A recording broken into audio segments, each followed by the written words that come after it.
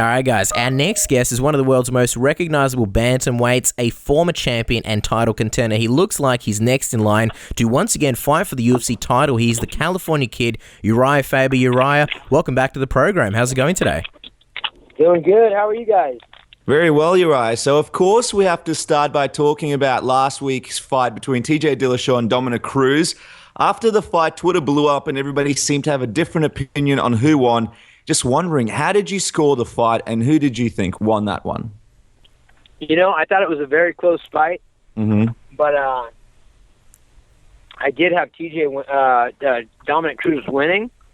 I thought just because of the amount he made TJ miss, and then he was actually connecting himself with a lot of punches, and then getting the takedowns as well. So that's how he edged each round out, and I thought it could have either been 3-2 Cruz or 4-1 Cruz, depending on how they scored it. I gave the fourth round to TJ, and felt like TJ was moving forward a lot more, but Cruz was backing up and landing, and TJ was moving forward and missing. So I think he missed like 300 strikes or something like that. And so, you know, that in itself was pretty impressive that he could throw that many strikes and miss, because it's actually more tiring to miss than it is to actually hit. So, you know, hard-fought fight, but I had Cruz winning 4-1.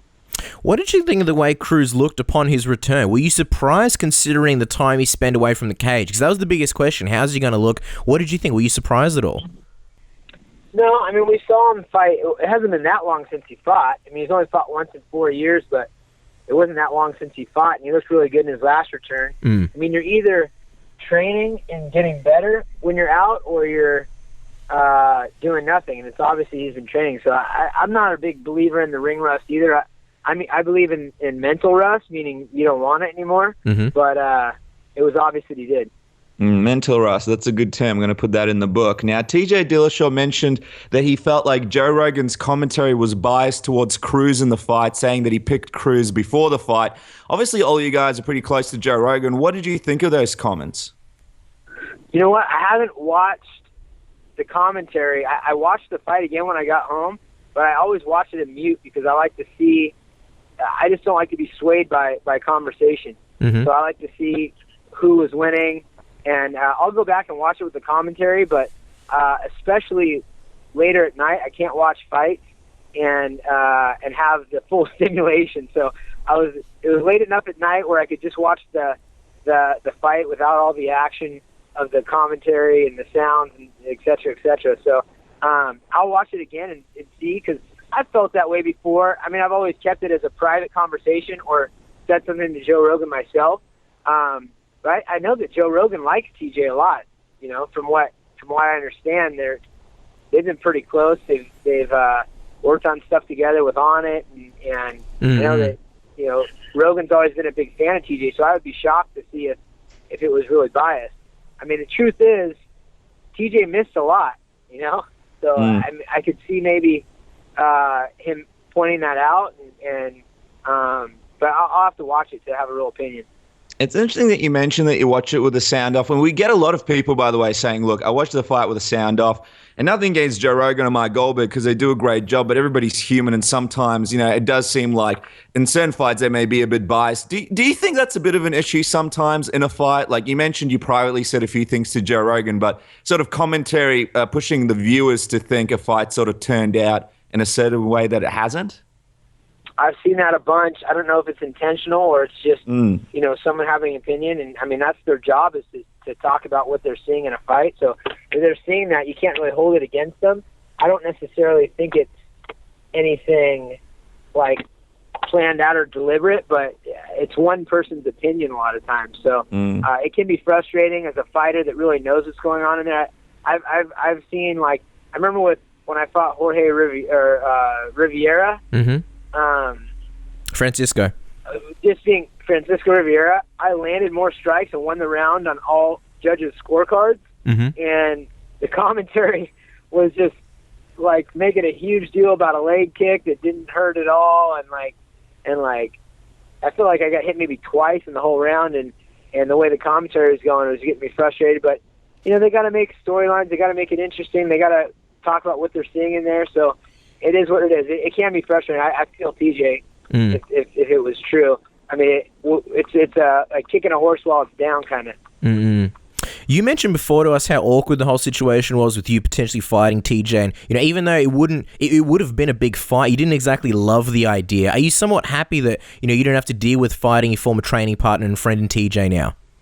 Yeah, I mean, the truth is we have a lot of mutual friends. There's still guys on the team that are real close with him. I mean, he was one of my very good friends, and do this not out of anger. I don't like fighting out of anger or out of animosity or having, a bunch of drama involved. I do this because I love it, because it's a fun process. And when that disappears, it just takes some of the fun factor out of it. So for me, I don't think, I'm not going to not fight him for a belt, of course, but it's not something I was looking forward to. I sure as hell would plan on putting my all into it and have a little more edge and emotion into it. But, that's for when everything's on the line. Absolutely. Well, Duane Ludwig recently appeared on the MMA Hour and said Faber barely beat a tough journeyman in his last fight against Frankie Saenz. He doesn't deserve to fight a top 5 guy. When asked about the possibility of fighting Cruz, what do you make of those comments, and do you feel like you've obviously done enough for the shot? That guy at 135 pounds, being a Division I wrestler and ranked number 12 in the world, or whatever he's ranked, and he hasn't fought any of the guys in the top 10 except for Urijah Faber, who he beat. I would like to see Duane go one round with that guy and see how he does against him. And the guy's a jackhole, man. I mean, where does he get off? I mean, I know he fought in the UFC and he did okay here and there, but where does he get off saying anything about my positioning in this world? Sad. It's interesting, and I really want to get your thoughts on this. While we're on the topic of Duane, I don't want to mull too much on it, but the other big thing that came out of the interview was him saying, in my eyes, I don't think Faber ever did much for TJ. If you want to put on a loyalty stamp, I felt like I've done a lot more than Faber has, that's for sure. Having built up TJ in Team Alpha Male for such a long time, and obviously training with him for years and years and years, did those comments bother you? What did you think of those? And I don't want to sort of ask you to compare the two, but how does that stack up as far as truth-wise goes? I'm not even gonna acknowledge it. I didn't listen to the interview. I don't care what he thinks. Period. And I don't care. TJ knows what the deal is. I'll just leave it at that. Well, we also wanted to ask you, before we saw somewhere that Joseph Benavidez and Las Palma, 2 longtime staples of Team Alpha Male, have been going down to train with TJ in Colorado. With everything that's happening with you and TJ, we're wondering, how do you feel about that? Did you guys discuss it before they went down there? Yeah, I've talked. I just did a workout with Lance this morning, and here's the truth. And I said this from the get-go from TJ. You can't be on both teams. But I'm not going to try to stop any type of friendships or anything else like that. TJ was already crossing over and doing cross training. He did that because Duane had refused to come to our gym for whatever reason, because he was building his own facility. So there's no problem with guys going to other places. If they don't want to claim our gym, that's a different story. If they don't want to be a part of our team, that's a different story. But, these guys, I don't control these guys. The reason this team has been built is because, and I've talked to my guys about this, is because instead of me going out and having my fights from the very beginning of my career and then going on vacation until I'm ready to train again, I came back and gave back. I was there for the younger guys. I put money into getting coaches there, and I put money into a facility, and I did these different things to help build this team. And this team continues because guys are doing that as well. Yesterday in practice, we had 7 coaches in practice. We had Coach Joey, our boxing coach. We had Justin Buckles and Chris Holdsworth, and we had Dustin Akbari, and we had Fabio Prado. We had myself. We had Lance Palmer. We have Justin Buckles. We have all these guys in here having a rich environment that is pushing towards the next generation, and we're excited for that. Lance is here. Buckles is here, and it's funny because Buckles was was asked to be in TJ's corner, which, I mean, I can understand TJ wants to have some. I mean, he was built in our gym. I understand he wants to have some semblance of where he comes from in his corner, but Buckles didn't work with him at all for that camp, and he's been in his corner every fight prior to that. So, I mean, it was more of just like, you know, having a little bit of support, and Buckles had talked to me about that, and he stepped up as one of the head coaches at our team, along with Chris Holdsworth and some of the other guys that have been there for a long, long time. So I don't care about other people's friendships. It's not about that. You just can't be on both teams. That's it. And not claim our team. Sure. Let's move on. Let's talk about the fight between yourself and Cruz. This fight was supposed to happen almost 4 years ago, and by the time it happens, assuming it does, it may very well be 4 years. How happy are you to finally get this fight and complete this trilogy and rubber match? And has it been sort of in the back of your mind all this time since TUF? Of course. And, you know, it's funny. We stumbled upon each other's numbers. I think what happened was when Cruz got injured, he wanted to be the one to tell me himself that he was out of this fight because there's been so much build-up. We fought twice. We had the reality show, etc. And we've been talking crap to each other ever since. I mean, every time we see each other, we're talking crap. Every once in a while, just a stab. I get a stab from a text message. This has been 9 years in the making. And Wow. It's funny because you get all these people that don't understand the history. We've got a lot of newbies that are into that sport who don't understand. Our last fight, in my opinion, could have gone either way. I put him to the canvas two or three times.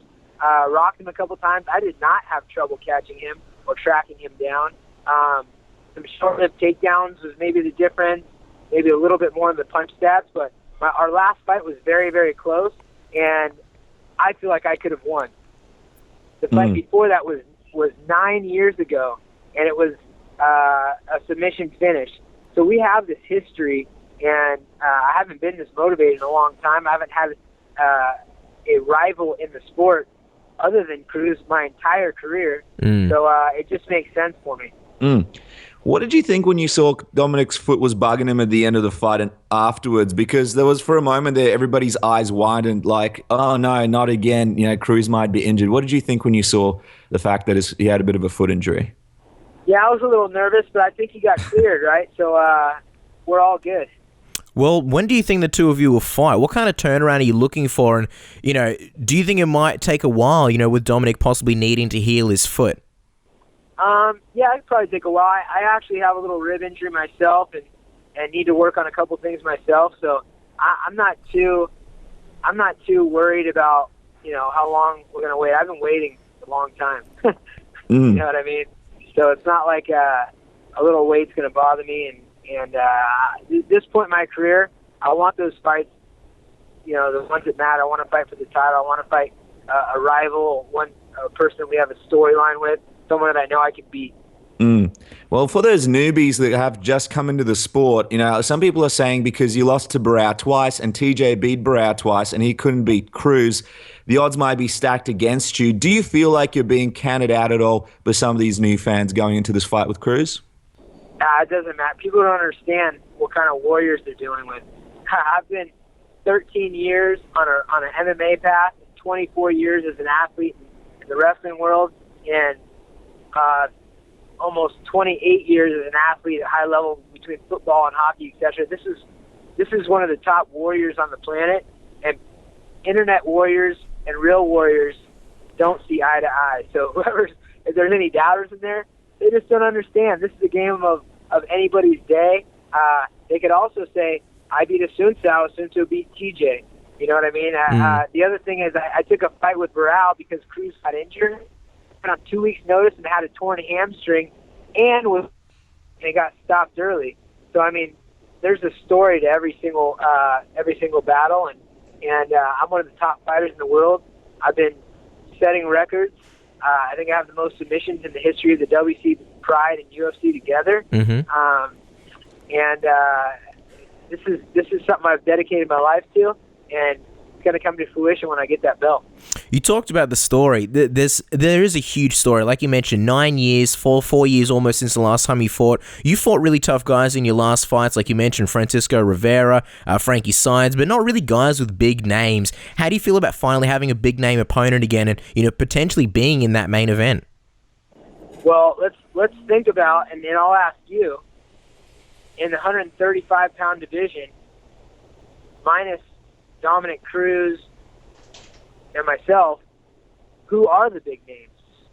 Well, if we're talking big names, I mean, there's TJ, there's yourself, and there's Dominick Cruz. There's a lot of fantastic fighters, but I guess I would say there's a lot of, I guess up and comers, but not necessarily stars. I've been in the same position my entire career where there are no big names. I've been the biggest name. Period. Even if you look at it, like right now, notoriety.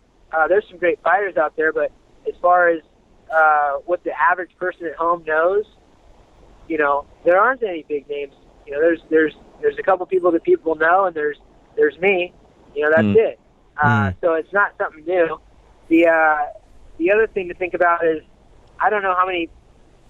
My only loss I've had as of late is against Frank Yeager, who's the number one contender at the weight above me, and we had a 5-round fight that was, edged out to him because of some more, a couple more takedowns, but a super close fight. I mean, I guess the question is, what else makes sense?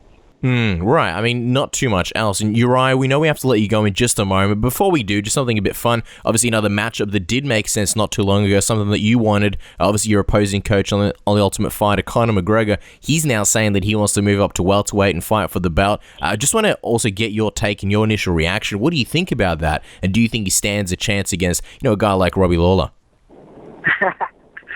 You never count anybody out, but no. I mean, I don't think so, but I mean, who knows? Maybe, I don't know how heavy the guy gets walking around. If he gets up to 190 pounds and then cuts down to 170, yeah, I could see that. I mean, he's a young guy. Maybe he's still growing, whatever. But I think he should worry about RDA first. He's got a hole in his game, whether he wants to admit it or not. His wrestling is a factor. His grappling is a factor. Maybe the one-punch hitter quitter is gonna help against RDA. Probably not. He's going to really have to focus on his grappling for any of these big matches moving up. Because we saw it with Chad Mendes, man. Chad Mendes showed a little weakness. And just very quickly, before we let you go, obviously, that is one of the big fights you were talking about. There was Cruz, Dillashaw, McGregor. McGregor's gone up to lightweight. Is it safe to say that fight is sort of out of mind for the time being? You're focusing on Cruz, or is it something that you'd still, consider and be interested in later down the line?